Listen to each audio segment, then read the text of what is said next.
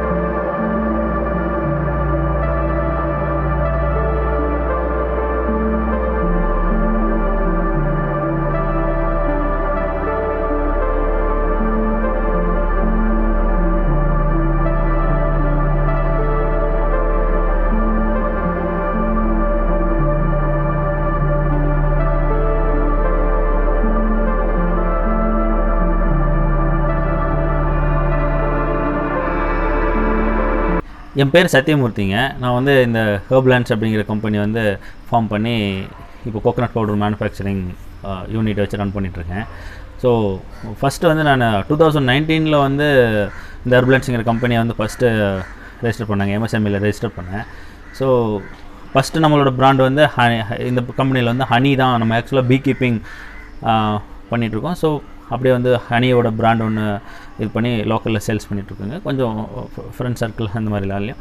அப்புறம் export licence வாங்கணும். So export பண்ணலாம் அப்படிங்கிற அதுக்கான ஸ்டெப்ஸ் எல்லாம் எடுத்து மூவ் பண்ணிகிட்டு இருக்கும்போது நம்ம ஃப்ரெண்ட்ஸ்லாம் துபாயில் இருக்காங்க. ஸோ அதுக்கான பேசிக் ஸ்டெப்ஸ் எல்லாம் எடுத்துகிட்டு இருந்தோம். அப்புறம் கோவிட் வந்துச்சு, லாக்டவுன்லாம் வரதுக்குள்ளே அந்த ப்ராசஸ் ஸ்டாப் ஆகும்போது அப்புறம் எங்கள் ஏரியாவில் இப்போது இந்த ரீஜனில் கோகனட் நிறையா கல்டிவேஷன் நிறையா பிளான் பண்ணிட்டுருக்காங்களா, அதனால் கோகனட் வேல்யூ அடிஷன் நாங்கள் நிறையா பிளான் பண்ணோம். அப்புறம் கோகனட் ஆயில் அந்த மாதிரி பண்ணலாம் போது நிறைய கோகனட் ஆயில்ஸ் சின்ன சின்ன செக்கெல்லாம் நிறையா போட்டிருக்காங்க, மரச்செக்கு அந்த மாதிரிலாம். அப்போ அதனால் கோகனட் பவுடரை பற்றியும் கொஞ்சம் தெரிய வந்துச்சு. சரி கோகனட் பவுடர் பண்ணலாம் அப்படிங்கிறக்குள்ள ஸோ கரெக்டாக அந்த டைமில் பிஎம்எஃப்எம்இ ஸ்கீம் பற்றி என்னால் ஒரு நண்பர் மூலமாக தெரிய வந்துச்சுங்க. அப்புறம் பிஎம்எஃப்எம்இ ஸ்கீம் எப்படி என்ன பண்ணுறது அப்படின்னு சொல்லிட்டு நாங்கள் அப்ளை பண்ணும்போது அக்ரி மார்க்கெட்டிங் டிபார்ட்மெண்ட்டில் அந்த பிஎம்எஃப்எம்இ ஸ்கீம் இருந்துச்சு. இப்போ மாவட்ட தொழில் மையம் டிக்கில் இருக்குது, டிஸ்ட்ரிக்ட் இண்டஸ்ட்ரி சென்டரில்.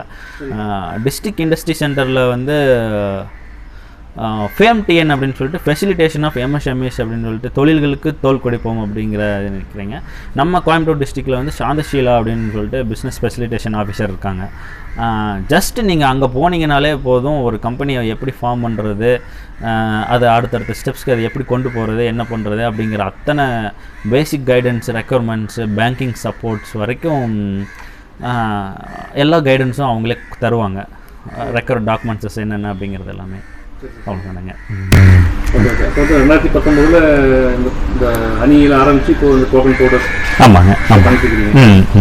சரி சரிங்க. அது வந்து இப்போ ஒரு தொழில் தொடங்கணும் அப்படின்னாங்க, இப்போ நம்ம சைடுக்கு என்ன டாக்குமெண்ட்ஸ் எவ்வளோ தேவைப்படும், அது அதை பற்றி சொல்லுங்கள். இப்போது டாக்குமெண்ட்ஸஸ்ன்னு பார்த்தா பெருசாக வந்து நம்மளோட ஆதார் கார்டு, பேன் கார்டு, இதுதான் நம்மளோட பேசிக் ரெக்கார்ட் டாக்குமெண்ட்ஸஸ். அப்போ நம்மளோட ஃபோட்டோஸ் வந்து சொல்லிட்டு இப்போ ஃபஸ்ட்டு வந்து உத்யம் ரெஜிஸ்ட்ரேஷன், அது வந்து ஃப்ரீ ஆஃப் காஸ்ட் தான். உத்யம் ரெஜிஸ்ட்ரேஷன் பண்ணிட்டோம்னாலே அது வந்து உத்தியோக ஆதார்னு சொல்லுவாங்க. ஃபஸ்ட்டு அதை டவுன்லோட் பண்ணிக்கலாம் ஃப்ரீ ஆஃப் காஸ்ட்டு. உத்யம் ரெஜிஸ்ட்ரேஷன் பண்ணிட்டீங்கன்னா அடுத்தது வந்து கரண்ட் அக்கௌண்ட் வந்து கம்பல்சரி ஒரு கம்பெனி ஃபார்ம் பண்ணுறதுக்கான பேசிக் ரெக்குயர்மெண்ட்டு.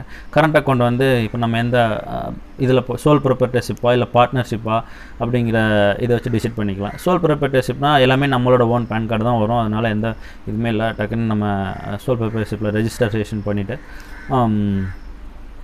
நம்ம வந்து அடுத்து ஜிஎஸ்டி அப்ளை பண்ணிடலாம். இப்போ கரண்ட் அக்கௌண்ட் அப்ளை பண்ணிட்டோம்னா கரண்ட் அக்கௌண்ட் வந்துடும், வந்ததுக்கப்புறம் நம்ம ஜிஎஸ்டி அப்ளை பண்ணிடலாம். ஜிஎஸ்டி இதுதான். இப்போ நம்ம அடுத்தடுத்து இப்போ ஜிஎஸ்டி வாங்கிட்டோம்னா கம்பெனி ஃபார்ம் ஆகிடும்.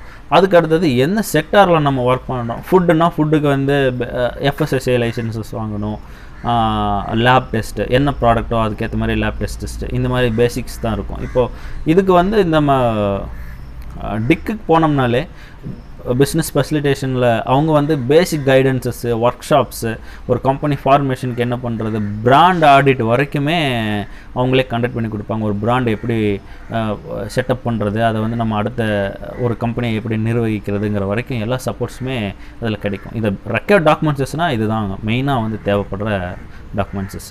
அதே மாதிரி இப்போ இந்த லோன் வாங்கணும்னா நீங்கள் சொன்ன PMFME formalisation of micro food enterprises. அந்த ஸ்கீமில் வந்து லோன் வாங்கணும், ஏதாவது வயது ஏதாவது இருக்குதா, இல்லை கல்வி தகுதி ஏதாவது அந்த மாதிரி ஏதாவது? Okay okay. இந்த பிஎம்எஃப்எம்இ வந்து சென்ட்ரல் கவர்மெண்ட்டோட ஸ்கீமு. எவ்ரி ஸ்டேட்ஸ்க்குமே வந்து ஃபுட் செக்டார்ஸ் ஆர்கனைஸ் பண்ணுறதுக்காகவே வந்து எவ்ரி ஸ்டேட்ஸ்க்குமே எனக்கு எக்ஸாக்ட் நம்பர்ஸ் தெரியல, பர்டிகுலர் thousands of crores வந்து எவ்ரி ஸ்டேட்ஸ்க்குமே வந்து சென்ட்ரல் கவர்மெண்ட் வந்து அலோகேட் பண்ணியிருப்பாங்க. இதில் வந்து நமக்கு வயது வந்து 18 முடிஞ்சிருக்கணும், அவ்வளோதான். பேசிக் குவாலிஃபிகேஷன் அப்படின்னா 8th தான், 8th இல்லாட்டி 10th அந்த மாதிரி இருந்துச்சுன்னா போதும். இப்போ already existing food units extend பண்ணலாம், இல்லாட்டி புது இண்டஸ்ட்ரியை ஃபார்ம் பண்ணலாம். இது வந்து என்னென்னா ஃபுட் இண்டஸ்ட்ரீஸை வந்து ஃபுட் ப்ராசஸிங் வந்து ஒரு பெரிய மேனுஃபேக்சரிங் செக்டர், ஆனால் ஆர்கனைஸ்டாக எல்லாமே இருக்குது. அது ஆர்கனைஸ் பண்ணுறதுக்காக இந்த முன்னெடுப்பு பண்ணியிருக்காங்க. ஸோ முதல்ல வந்து ஓடிஓபி அப்படிங்கிற ஒரு ஒன் டிஸ்ட்ரிக் ஒன் ப்ராடக்ட் அப்படின்னு சொல்லி அக்ராஸ் இந்தியா ஒரு டிஸ்ட்ரிக்ட்டுக்கும் ஒரு ப்ராடக்ட் சூஸ் பண்ணி அந்த ஓடிஓபிக்கும் இந்த பிஎம்எஃப்எம்இ ஸ்கீமுக்கும் மெர்ஜ் பண்ணி வச்சுருந்தாங்க. இப்போ வந்து ஃபுட் செக்டாரில் நீங்கள் எந்த ப்ராடக்ட் பண்ணாலும் சரி, இந்த பிஎம்எஃப்எம்இயில் எல்லா மாவட்ட தொழில் மையத்துக்கு போனாலும் இதை பற்றின உங்களுக்கு டேட்டா கிடைக்கும். இல்லை நெட்டில் நீங்கள் பிஎம்எஃப்எம்இன்னு சர்ச் பண்ணாலே இதோட அத்தனை டேட்டாஸும் வந்துடும். நீங்கள் ஒன்ஸ் அப்ளை பண்ணிட்டீங்கன்னா மேக்ஸிமம் 10 lakhs இல்லாட்டி உங்களோட ப்ராஜெக்ட் காஸ்ட்லேருந்து 35% சப்சிடி வந்து கம்பல்சரி இந்த பிஎம்எஃப்எம்இயில் வந்து சப்சிடி கிடைக்கும். அது வந்து பேக் அண்ட் சப்சிடி பேங்க்கில் நம்மளோட இதுக்கு பண்ணமே கிடச்சிரும். 10% ஓன் கான்ட்ரிபியூஷன் நம்ம கையில் இருந்து 10% வந்து இந்த ப்ராஜெக்ட் காஸ்ட் வந்து உங்களுக்கு ஒரு 1 crore வருது அப்படின்னா 10 lakhs வந்து நம்ம கையிலேருந்து போடுற மாதிரி இருக்கும். ஈவன் நம்ம ஒரு 5 lakh உள்ள இருக்கிற ஒரு ப்ராஜெக்ட் பண்ணலாம், இல்லை 50 lakhs இல்லை 30 lakhs, அது வாட் எவர் ப்ராஜெக்டை பொறுத்து பிளான் பண்ணிக்கலாம். இதை வந்து அவங்க கைட் பண்ணுவாங்க நம்ம அடுத்தடுத்து என்ன பண்ணணும். அதோட ரெக்குயர்மெண்ட்ஸு டிஆர்பி டிஸ்ட்ரிக்ட் ரிசோர்ஸ் பர்சன் அப்படின்னு சொல்லிட்டு எவ்ரி டிஸ்ட்ரிக்ஸில் இருப்பாங்க. சில பர்சன்ஸ் அவங்க வந்து நம்மளை ஃபஸ்ட்டு இன்ஸ்பெக்ட் பண்ணுவாங்க. அவங்க வந்து ரிப்போர்ட்டை கலெக்டர் ஆஃபீஸில் சப்மிட் பண்ணுவாங்க. அந்த எவாலுவேஷன் முடிஞ்சதுக்கப்புறம் தான் அடுத்த ப்ராசஸ்ஸு. இப்போ நமக்கு எலிஜிபிள் அப்படின்னு சொல்லி அவங்க டிஆர்பி இது பண்ணிட்டாங்கன்னா நம்ம அடுத்து வந்து அடுத்தடுத்த ஸ்டெப்ஸ் ஆட்டோமேட்டிக்காக அவங்களே நம்மளை கூட்டிகிட்டு போவாங்க என்ன பண்ணணும் அப்படிங்கிறது.